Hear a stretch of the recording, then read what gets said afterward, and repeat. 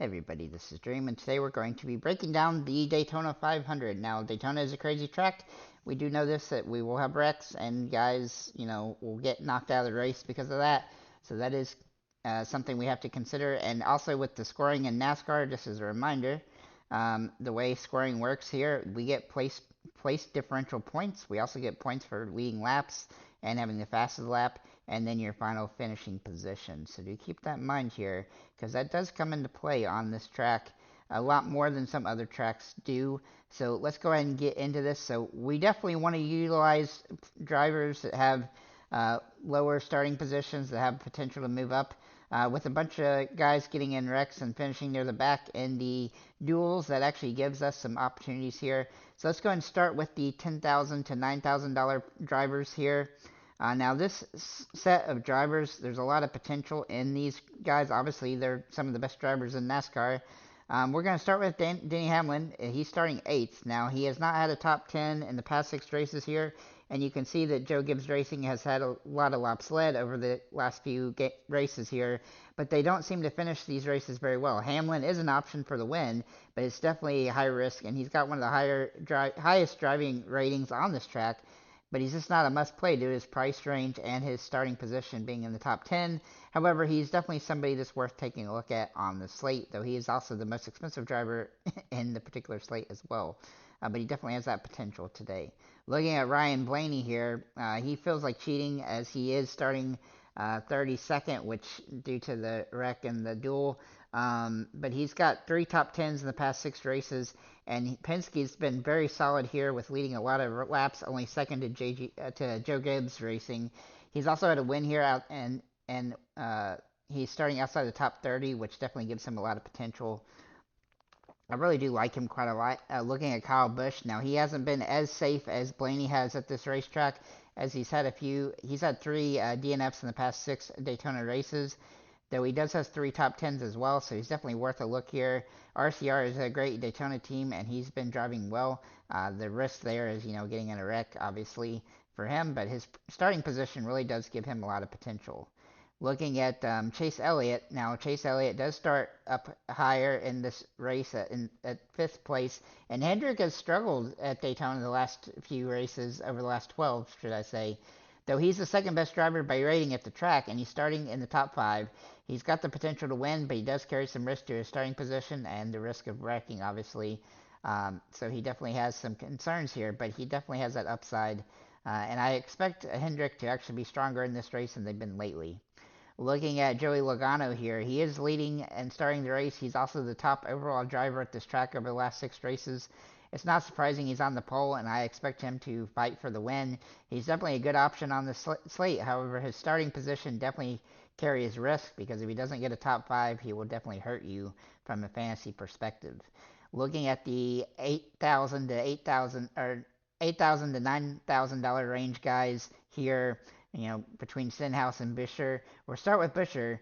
Now, RFK Racing has been really good here, and one reason is that he's had 2 top 10s, 2 top 5s in the past 3 races here. His starting position is also solid in around 19th, which definitely gives him some potential. A top 10 is definitely in the cards, and he does have this stuff where he could get into the top 5 as well. I do like his upside in this matchup, in this race, and I think his price range is really solid there. Bubba Wallace is somebody I really like at Daytona. He typically races here well, and he tends to stick around to the end. His average finish at Daytona is the best among active drivers, which also helps. And he has been fighting for wins at this track and, well, just all super speedway tracks. His team is very good at this, so he's definitely going to be in the thick of this one if he can hang on until the end of the race. I really think he's a solid play, and he's priced pretty fairly, and his starting position is far back enough that he's definitely getting some boosts from that as well. Now, if we look at Martin Truex Jr., he's definitely a little riskier than Bubba Wallace is, but he's had success. He's not had the success that Hamlin or Bell has had on his team at this track, but he definitely does have some potential, as his starting position gives him some upside, but he definitely carries some risk. I do think a top 15 finish is in the cards for him, but it's going to be hard for him to really pay off if he doesn't get a little bit higher than that. Looking at Ricky Stenhouse Jr., now Stenhouse has a really good starting position of 35th, makes him worth a look here. JTG has had some decent runs here, but he's the only car that they're running at this track. And his 3 DNFs in the past 6 races are definitely something that is concerning. But he has won here, so he's definitely somebody to consider. So he definitely carries that risk with that DNF situation. As for these 8,000 price drivers, I think there's, those 4 guys have a lot of upside. The other 3 do have some risk. I will have the full write-up of all the drivers on YouTube here, so you can look at that in the notes section, and I'll have for every single driver some comments about them. Looking at the $7,000 to $8,000 range guys here, so that's from Reddick all the way down to Cindric. We have 4 more drivers that we do like here.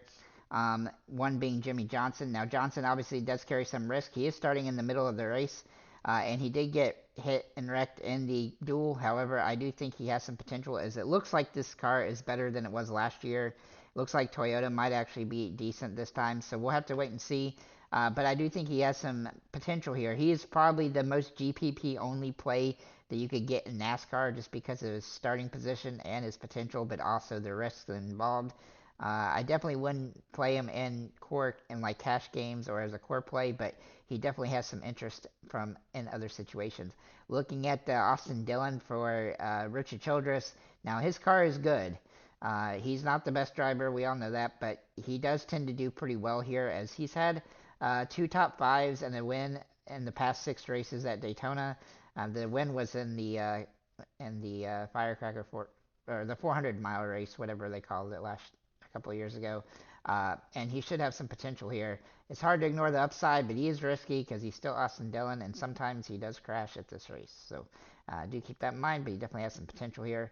Now, Michael McDowell is kind of the most avoidable, but also best opportunity car on this track, as Front Row Sports has done a pretty good job.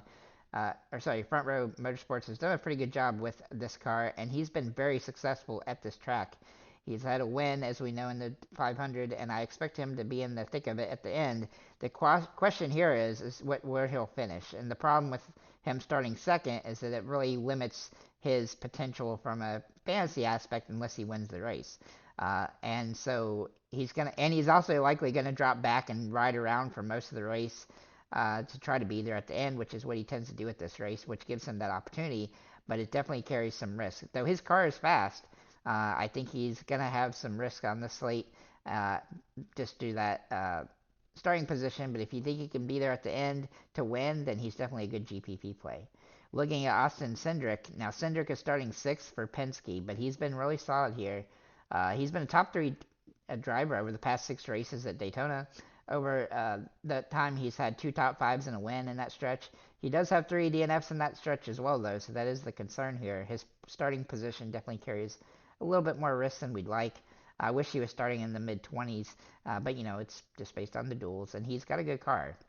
Looking at the $6,000 to $7,000 range, guys, that's Suarez all the way down to LaJoie. We actually have several drivers here that have some potential, and so I'll go through these guys.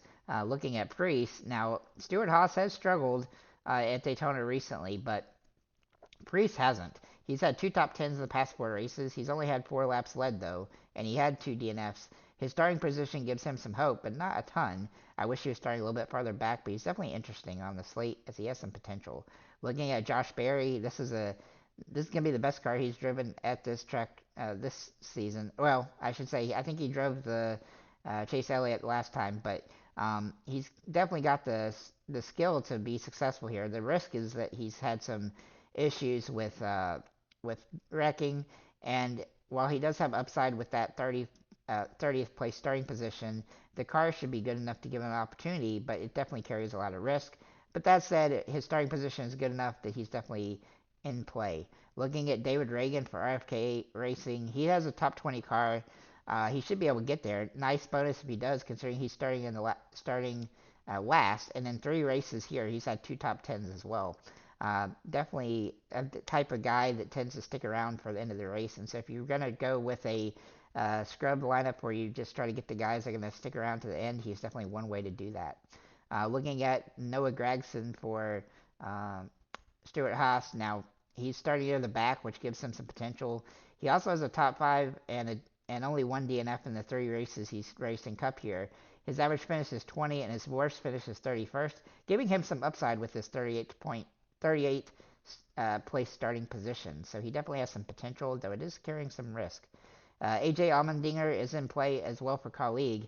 Now he starts farther in the back. I wish he was a little bit farther back, but his upside is somewhat limited. Though he has some potential here at the price, and his team does tend to move forward, as colleague has done decent here lately. But he definitely does carry some risk. He does have a fast car though, so he's definitely possible to have a good finish. Looking at Corey LaJoie for Spire. Now Spire has actually been very solid the last 6 races at this track, and he's had a 15.8 average finish here. So he's a very reasonable option on the slate, and he's got a lot of potential as he's starting 29th. I do wish he was starting a little bit farther back for that bonus, but even so, Spire has been solid at not so great at qualifying, but really good at getting solid finishes, and so he's definitely worth a good look on this slate. And he's one of the better value plays that exist here, along with Reagan. So looking at the cheaper guys, sub 5,900 at least. I have one guy really in this slate of drivers that I think has some utility here, and that's Daniel Hemrick for colleague. Colleague has done okay at this track, and he should have top 30 potential, and starting 37th gives him some upside. He does have a good finish here of 12th, which definitely gives him some potential, so he's definitely worth a look. He does carry a lot of risk though, but because he doesn't have a lot of experience here, but he's definitely in play as one of those guys that could be cheap and hang on to the end to try to get a decent finish. So with that said, guys, thank you for liking, commenting, and subscribing. If you have any comments or questions, feel free to leave them below. Make sure to comment below who you think is going to win and your top 5, and hopefully I'll pin whoever gets closest to the actual finish. So have a nice day, you guys.